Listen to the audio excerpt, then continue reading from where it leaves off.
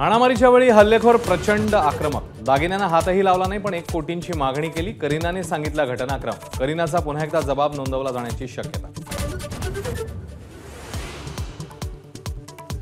सैफ अली खानवरील हल्ला प्रकरणी आणखी एक संशयित छत्तीसगडमधून ताब्यात।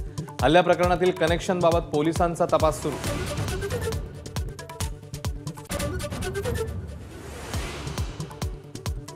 सैफ अली प्रकरणात आतापर्यंत हल्लेखोराचे 5 सीसीटीव्ही फुटेज समोर। हल्ल्यानंतर आरोपीचा दादरमध्ये फेरफटका, मोबाईल दुकानात हेडफोनची खरेदी केल्याचंही स्पष्ट।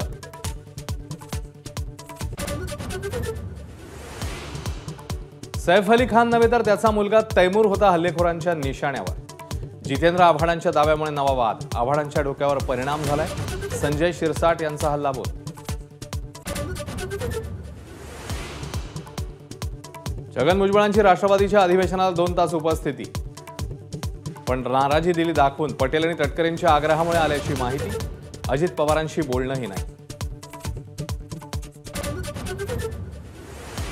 अपात्र लाडक्या बहिणींचे पैसे सरकार परत घेणार। महिला आणि बालविकास मंत्री अदिती तटकरेंची घोषणा। तर लाडक्या बहिणींनी दिलेली मतंही परत घ्या, अमोल कोल्हेंचा टोला। 10वी-12वी बोर्ड परीक्षेच्या हॉल तिकिटावर विद्यार्थ्यांच्या जात प्रवर्गाचा उल्लेख। शिष्यवृत्तीच्या सोयीसाठी जात प्रवर्ग, शिक्षण तज्ज्ञांकडून टीका होताच बोर्डाचं स्पष्टीकरण। संतोष देशमुख हत्या प्रकरणातील 6 आरोपींना आणखी 14 दिवसांची न्यायालयीन कोठडी। सुदर्शन घुले, सुधीर सांगळेसह सर्व आरोपींच्या कोठडीमध्ये वाढ। एबीपी माझाच्या बातमीनंतर पारधी समाजातल्या विद्यार्थ्यांना न्याय। प्रलंबित 87 जात प्रमाणपत्रांना तातडीची मंजुरी। एबीपी माझाचे आभार मानत पारधी समाजाने केला आनंदोत्सव। कोलकातामधल्या डॉक्टर बलात्कार आणि हत्या प्रकरणी आरोपी संजय रॉय दोषी, सीबीआयकडून फाशीची मागणी। सोमवारी सुनावली जाणार शिक्षा।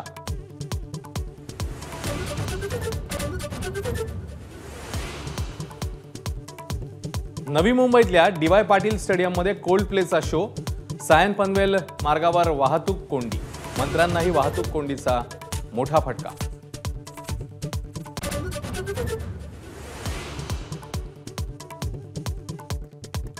चॅम्पियन्स ट्रॉफीसाठी भारतीय संघात मोहम्मद शमीचं पुनरागमन। शुभमन गिल उपकर्णधार, बुमराचाही समावेश। फिटनेसवर निवड समितीचं बारकाईने लक्ष। वानखेडे स्टेडियमच्या सुवर्ण महोत्सवाचं सेलिब्रेशन। वानखेडे साकारणारे वास्तुरचनाकार शशी प्रभूंसोबत खास संवाद, तर विशेष माहितीपटातून स्टेडियमचा प्रवास उलगडणार। आज आणि उद्या दिवसभर माझावर क्रिकेट उत्सव।